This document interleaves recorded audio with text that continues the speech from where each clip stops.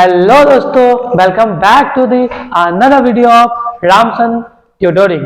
सो दोस्तों, आज की जो क्लास होने वाला है वो आपका फॉर्म्स ऑफ मार्केट के रिगार्डिंग होने वाला है कि क्या होता है ये मार्केट के टाइप्स क्या है, आज हम लोग ये सब समझने वाले हैं।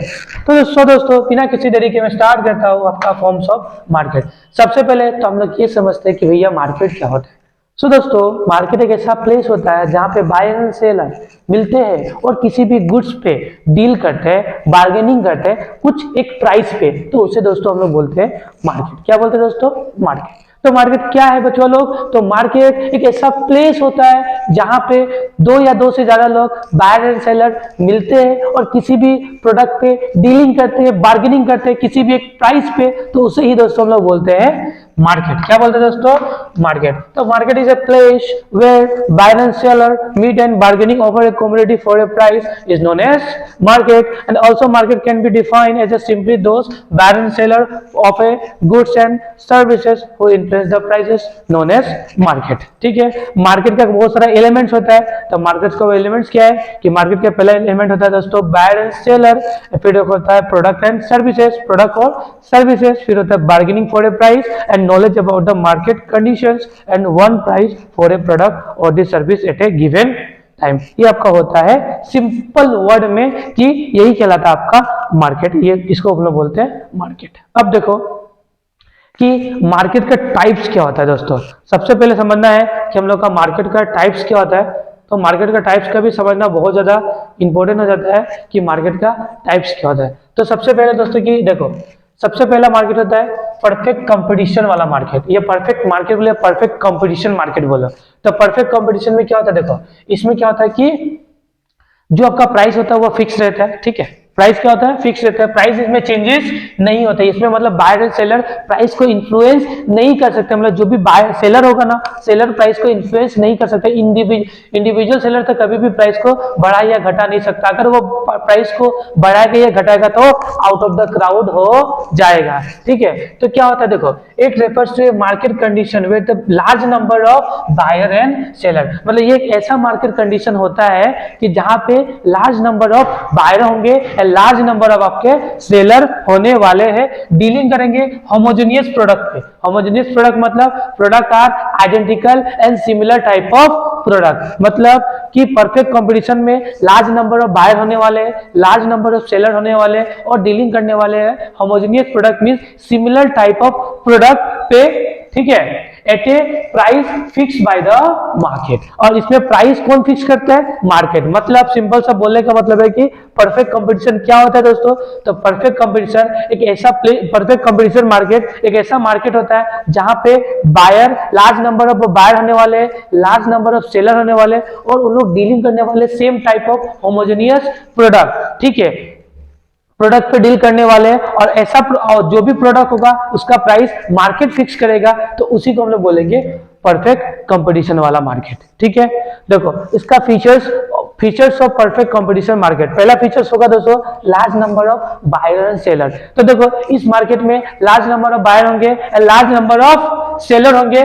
ठीक है, और एक इंडिविजुअल सेलर कभी भी प्राइस को इन्फ्लुएंस नहीं कर सकता है। मतलब प्राइस को ना तो घटा सकता है ना तो बढ़ा सकता है। यहाँ पे प्राइस मार्केट डिसाइड करता है। ठीक है, पहला फीचर होगा। फिर नेक्स्ट फीचर होगा दोस्तों homogeneous product. Homogeneous product means यहाँ पे जो प्रोडक्ट होगा वो क्या होगा तो दोस्तों सिमिलर टाइप ऑफ प्रोडक्ट होगा। जो मैं बेचूंगा वो मेरा सामने वाला कॉम्पिटिटर भी बेचेगा, सामने वाला लोग भी बेचेगा, तो उसे हम लोग बोलते हैं होमोजेनियस प्रोडक्ट या आइडेंटिकल इन नेचर। ऐसा प्रोडक्ट जो मैं भी बेच रहा हूँ, सामने वाले भी बेच रहा है, वो भी बेच रहा है, तो उसे ही हम लोग क्या बोलते हैं दोस्तों?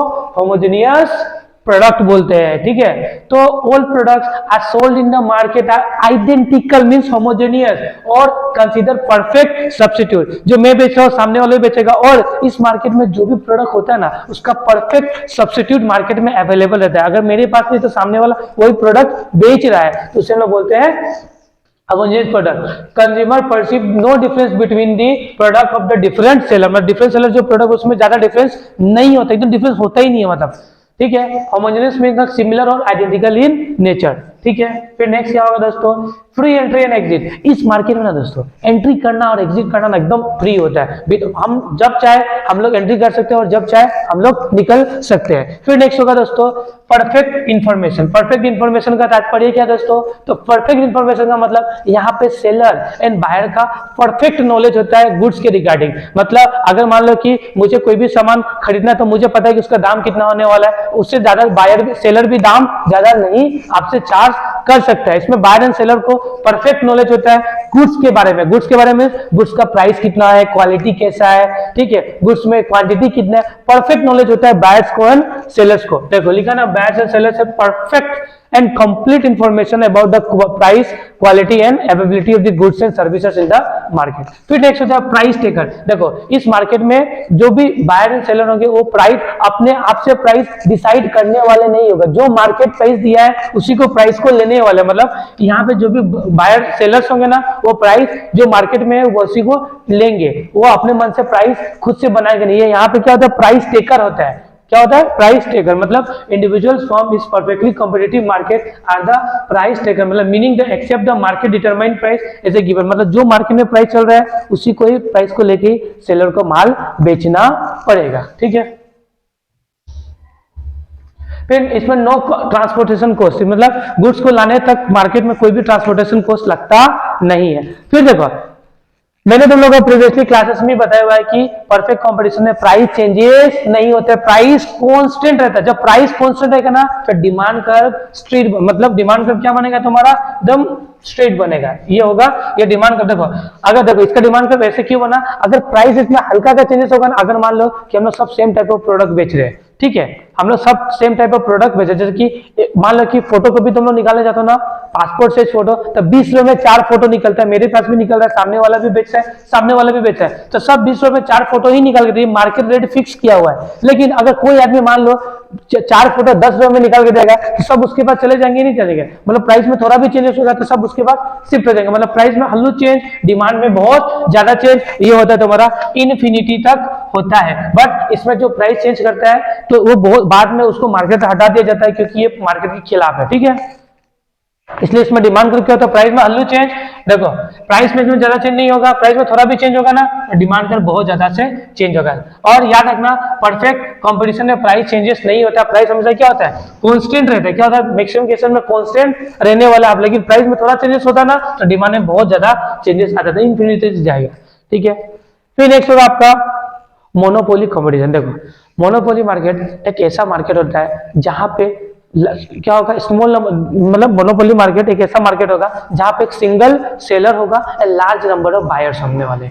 कहां पे एक सिंगल सेलर होने वाले हैं and large number of buyer होने वाले। मतलब दोस्तों ये एक ऐसा मार्केट होता है जहां पे एक seller large number of buyer, unique product, इस प्रोडक्ट का कोई भी सब्स्टिट्यूट मार्केट में अवेलेबल नहीं होता है, तो दोस्तों इसे बोलते हैं हम लोग मोनोपोली कंपटीशन। तो मोनोपोली कंपटीशन एक ऐसा मार्केट होता है दोस्तों जहां पे एक सिंगल सेलर है, लार्ज नंबर ऑफ बायर है, और जो सेलर सामान बेच रहा है वो प्रोडक्ट यूनिक है और उसका कोई भी क्लोज सब्स्टिट्यूट नहीं होता है। सो दोस्तों इसको बोलते हैं हम लोग मोनोपोली कंपटीशन वाला मार्केट, ठीक है। यहाँ पे लिखा हुआ है मोनोपोली एक मार्केट होता है जहां पे सिंगल सेलर है एंड प्रोडक्ट प्रोड्यूसर है, डोमिनेट करता है entire market of a particular goods और सर्विसेज का। अब इसका कुछ फीचर्स देखो, इसका क्या क्या फीचर्स है। पहला फीचर है सिंगल सेलर। इस मार्केट में एक ही सेलर होता है जब पूरा मार्केट का राजा होता है। क्या होता है, राजा होता है, पूरा मजा लेता है प्राइस का, ठीक है। फिर इस नो क्लोज सब्स्टिट्यूट, जो प्रोडक्ट होता है वो यूनिक होगा। अगर मान लो तो कोई यूनिक प्रोडक्ट बेच रहा है और उसका कोई क्लोज सब्स्टिट्यूट मौजूद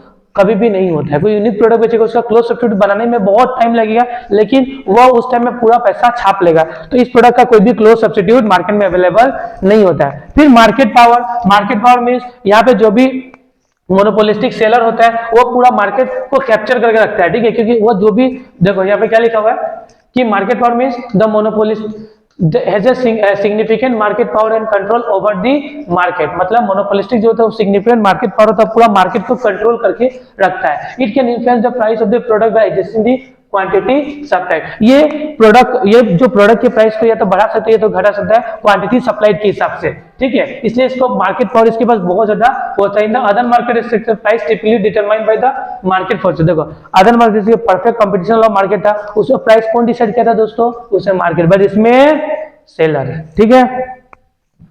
फिर नेक्स्ट होगा प्राइस मेकर। यहाँ पे जो सेलर होता है ना वो प्राइस खुद से डिसाइड करता है, लेकिन परफेक्ट वाले में प्राइस डिसाइड नहीं होता, तो मार्केट के हिसाब से बेचना है, बट इसमें सेलर खुद से प्राइस डिसाइड करता है।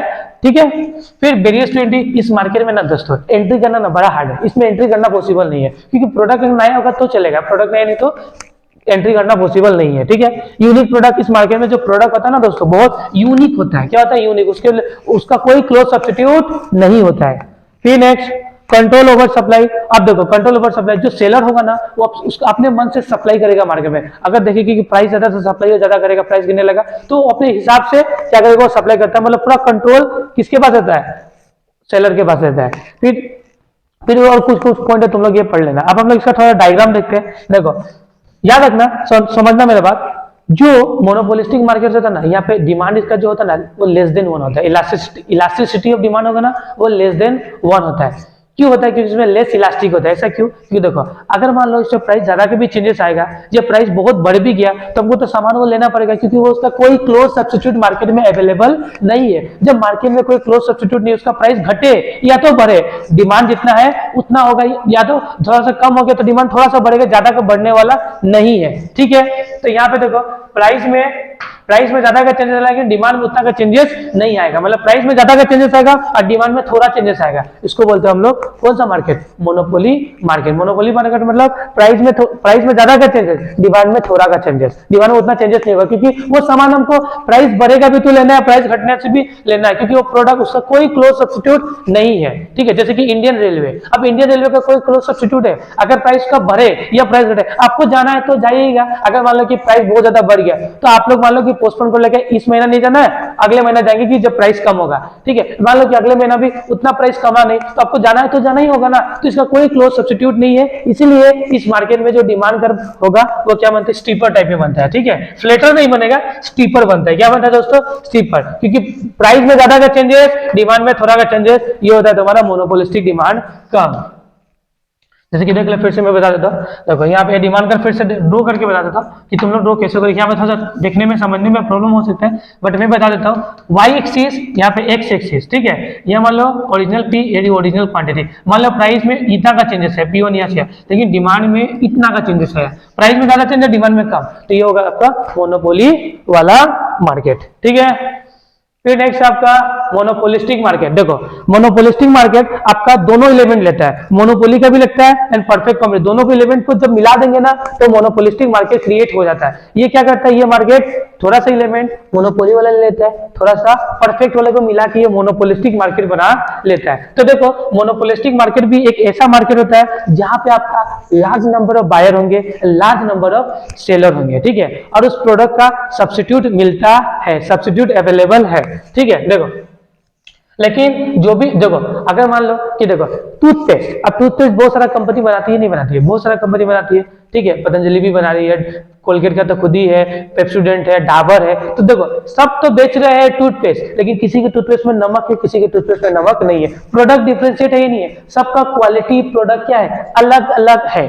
ठीक है। तो इसको बोलते हैं हम लोग मोनोपोलिस्टिक कंपटीशन, जहां पे बायर बहुत ज्यादा है, सेलर भी बहुत है, लेकिन सबके प्रोडक्ट में थोड़ा थोड़ा डिफरेंस है। और देखो सबका प्रोडक्ट कुछ ना कुछ मार्केट शेयर है ना पकड़ के रखा हुआ है। कहीं पे पतंजलि वाला बहुत बिकता है तो कहीं पे कोलगेट वाला कहीं बिकता है, फिर कहीं पे डाबर वाला तो कहीं पे वो वाला। तो इस तरीके का प्रोडक्ट बिक्री होता है। अभी हम किसी भी प्रोडक्ट का एडवर्टाइजमेंट नहीं कर रहे, बस आप लोगों को समझा रहा हूं। ठीक है।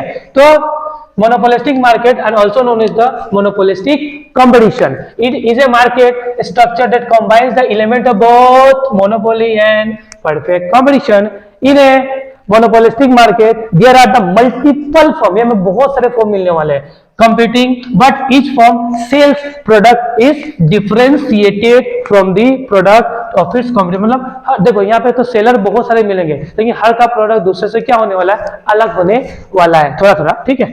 This differentiation can occur through the branding, product features, marketing and other means। मतलब देखो प्रोडक्ट डिफरेंशिएशन, ब्रांडिंग उसका अलग है, मार्केटिंग स्टाइल अलग है, तो इस प्रोडक्ट का इस तरह से डिफरेंशिएशन किया जाता है। अब इसका फीचर समझो। पहला फीचर है मेनी सेलर, इसमें सेलर बहुत ज्यादा होंगे, लेकिन हर कोई का प्रोडक्ट डिफरेंट थोड़ा थोड़ा होगा।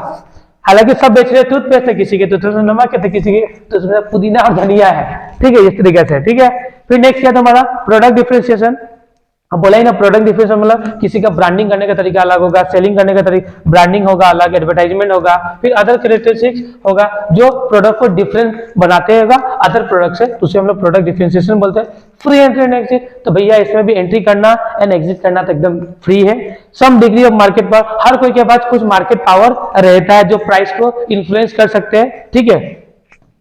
फिर नेक्स्ट क्या होगा, नॉन प्राइस कंपटीशन, प्राइस का कंपटीशन उतना नहीं होता है। क्यों नहीं होता, देखो हर कोई तो टूथपेस्ट ही बेच रहा है, लेकिन कोई टूथपेस्ट, मान लो कि कोई भी एक मार्केट है, तो मतलब कोई भी एक कंपनी जो टूथपेस्ट में एडवर्टाइजिंग इस तरीके से और ब्रांडिंग इस तरीके से किया ना कि सब उसी के पास चले जाते हैं, तो प्राइस तो 10 रुपया है, लेकिन उसका माल हम लोग ज्यादा खरीद रहे हैं, उसका माल हम लोग खरीद नहीं रहे। ऐसा क्यों, क्योंकि उसका प्रोडक्ट बेचने का तरीका ही अलग है, ब्रांडिंग करने का तरीका अलग है। देखो बहुत सारा कंपनी से 10 का कोलगेट, 10 का सॉरी टूथपेस्ट बनाता है, तो कोई ऐसा कंपनी है जो 10 का टूथपेस्ट बना रहा है, बट वो टूथपेस्ट में एक ऑफर निकल दिया, भाई अगर तुम मेरा टूथपेस्ट खरीदोगे ना तो इसमें एक फ्लाइट टिकट है जो तुम यूएस घूम के आओगे, तो लालच में क्या हुआ, प्राइस है 10 रुपया, लेकिन लालच में लोग क्या करेंगे, उसका टूथपेस्ट खरीदेंगे। इस तरीके से होता है नहीं होता है। फिर इसमें डाउनवर्ड स्लोपिंग डिमांड कर, डिमांड कर क्या होता है दोस्तों, डाउनवर्ड स्लोपिंग, इसमें कंज्यूमर का चॉइस, कंज्यूमर अपने हिसाब से देखता है कि मेरा कौन सुटेबल है, अपने हिसाब से कंज्यूमर खरीदते हैं, क्योंकि इसमें मल्टीपल चॉइसेस होता है, ठीक है।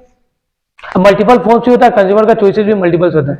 फिर नेक्स्ट क्या होगा तुम्हारा, देख लो, फिर भी consumer is a monopolistic market, have the range of choices, मतलब बहुत सारे चॉइसेस होता है, as a multiple form offering the differentiate product, however the degree is choice is not extensive, is a perfectly competitive market. फिर देखो elastic demand, इसमें demand कर क्या होता है, इलास्टिक होगा, मतलब इसमें प्राइस में थोड़ा का चेंजेस होगा, डिमांड में ज्यादा का चेंजेस आएगा। इसमें क्या, इसका डिमांड कर कैसे बनने वाला, देखो ये परफेक्टली इलास्टिक होता है, सॉरी परफेक्टली इलास्टिक नहीं, ये क्या होता है, मोर इलास्टिक होता है। क्या दोस्तों, मोर इलास्टिक, जैसे कि ये P है, ये Q1 है, ठीक है, ये P है, ये Q है, प्राइस में मान लो इतना का चेंजेस आया, डिमांड में थोड़ा ज्यादा का चेंजेस आया, तो ये बोलते हैं हम लोग, इसमें कर्व क्या होता है, फ्लैटर बनता है। ये होता है इसमें इलास्टिसिटी क्या ग्रेटर देन 1 है, क्या है तुम्हारा, ग्रेटर देन 1 है, इसमें इलास्टिसिटी ग्रेटर देन 1 होता है, ठीक है। प्राइस में ज्यादा, क्वांटिटी में, डिमांड में ज्यादा का चेंजेस आया है।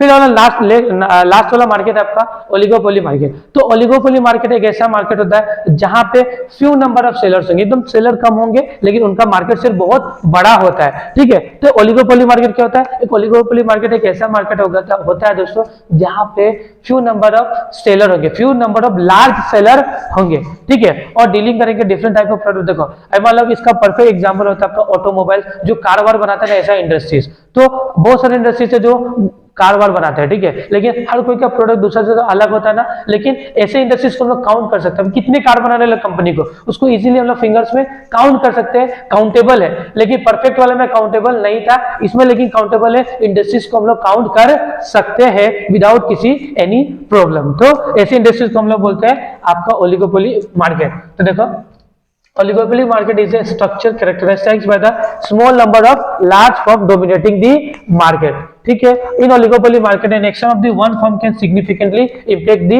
अदर्स, मतलब इसमें क्या होता है ना, ये एक ऐसा मार्केट है जहाँ पे एक अगर कंपनी कोई एक्शन लिया ना, उसका इंपैक्ट दूसरे कंपनी में पड़ता है। अगर कोई एक कंपनी प्राइस घटा दिया ना, तो दूसरे कंपनी में इसका इंपैक्ट पड़ता है, वो भी क्या होता है, प्राइस को घटा देता है, क्योंकि कंपटीशन बहुत ज्यादा होता है उन लोगों में, leading to the interdependence among the firm, और एक दूसरे पे क्या रहते हैं लोग, डिपेंड रहते हैं, इंटरडिपेंड रहते हैं, कि अगर वो बढ़ा है तो हमको भी करना पड़ेगा, नहीं तो मेरा मार्केट शेयर क्या होगा, खत्म हो जाएगा, ठीक है। पहला देखो अब इसका फीचर्स पढ़ते हैं। पहला फीचर्स क्या है इसका, फ्यू लार्ज फर्म, मतलब थोड़ा बड़ा फर्म है, ठीक है। तो ओलिगोपोली मार्केट है only small number of firms often just a handful and control the significant portion of the market share. इसमें थोड़ा कंपनी है, लेकिन सिग्निफिकेंट मार्केट शेयर को लोग होल्ड करके रखते हैं। फिर इंटरडिपेंडेंस, ये एक दूसरे पर डिपेंडेंस रहता है, अगर एक का प्राइस में चेंज है दूसरे के डिमांड में इसका असर पड़ सकता है, तो ये हमेशा एक दूसरे पर डिपेंड रहता है, डिसीजन मेकिंग हो या कुछ में भी। देखो एक बार समझना इससे, firms is oligopoly interdependence, meaning that the action of one firm can affect the others. This interdependence can lead to the strategic decision making where the firms consider likely to respond their competitors. समझ में आ बात। फिर next हम लोग का barriers to entry. इसमें ना entry करना ना दोस्तों बड़ा हार्ड है। क्यों हार्ड है? क्योंकि ऑटोमोबाइल्स इंडस्ट्री में दोस्तों पैसा बहुत लगता है। अब पैसा नहीं है तो मार्केट में एंट्री करना तो भैया समझ गया ना। और प्लस इसमें कैपिटल के साथ इसमें तुम्हारा बहुत कुछ भी चाहिए, हाँ, डॉक्यूमेंटेशन वगैरह भी ज्यादा होगा, ठीक है। फिर नेक्स्ट होगा प्रोडक्ट डिफरेंशिएशन। हर का प्रोडक्ट थोड़ा थोड़ा, मतलब हर कंपनी अपना गाड़ी कार जो बेचता है तो उसको प्रोडक्ट में थोड़ा सा क्वालिटी अलग अलग रहता है। फिर स्ट्रेटेजिक बिहेवियर, स्ट्रेटेजी बनाते रहते हैं कि उसको कॉम्पिटिटर को हराने के लिए कैसा भी स्ट्रेटेजी, देखो समझना ये वाला बात, समझने लायक ये पॉइंट है। स्ट्रेटेजिक बिहेवियर देखो, firms in oligopoly engage in the strategic behaviour where they consider likely to reaction their competition when they're making the decision about the pricing, production, advertising and other aspects of the business strategy। मतलब सब देखते रहते कि competitors मेरा क्या करने वाला, उसके हिसाब से स्ट्रेटेजी बनाकर डिसीजन लिया जाता है, ठीक है। फिर नेक्स्ट इसमें क्या होता है तुम्हारा कोल्यूजन एंड कार्टेल्स। क्या होता है दोस्तों कोल्यूजन एंड कार्टेल्स, मतलब कोल्यूजन एंड कार्टेल्स का मतलब दो कंपनी साथ में आ जाएगा, दो या तीन कंपनी साथ में आ गया और साथ में आकर एक प्राइस फिक्स कर दिया कि इससे ज्यादा हम लोग बेचेंगे नहीं, तीनों कंपनी इसी हिसाब से बेचेंगे। इससे क्या होगा, एक वो लोग में मोनोपोली स्टार्ट हो गया। क्या हो गया, तीनों देखो मान लो कि तीन मार्केट साथ में, जो बड़ा बड़ा मान लो कंपनी से तीनों साथ में आ गए, बोलेंगे कि हमको इतना में सामान बेचना है, इससे ज्यादा में बेचना नहीं है। अगर वो मार्केट में तीनों मिल जाकर ज्यादा में भी बेचेंगे तो लोगों को तो खरीदना पड़ेगा, तो उस टाइम लोग का मोनोपोली भी क्रिएट हो सकता है कार्टेल से। हालांकि कार्टेल्स इलीगल है, ठीक है। नॉन प्राइस कंपटीशन, इसमें भी प्राइस का कंपटीशन है, प्राइस उतना चेंजेस इसमें होता नहीं है। प्राइस नहीं, इसमें मेन है एडवर्टाइजमेंट। एडवर्टाइजमेंट आप कितना करता है, जितना आपका ब्रांडिंग एडवर्टाइजमेंट अच्छा होगा आपका माल उतना बिकने वाला है। ये था कुछ आपका ओलिगोपोली मार्केट। सो दोस्तों आज का क्लास हम लोग करते हैं समाप्त, मिलते हैं हमारे नए क्लास में जहां पे मैं और इंटरेस्टिंग टॉपिक आप लोगों को पढ़ाने वाला हूं। सो दोस्तों आज के लिए bye bye, tata, good night.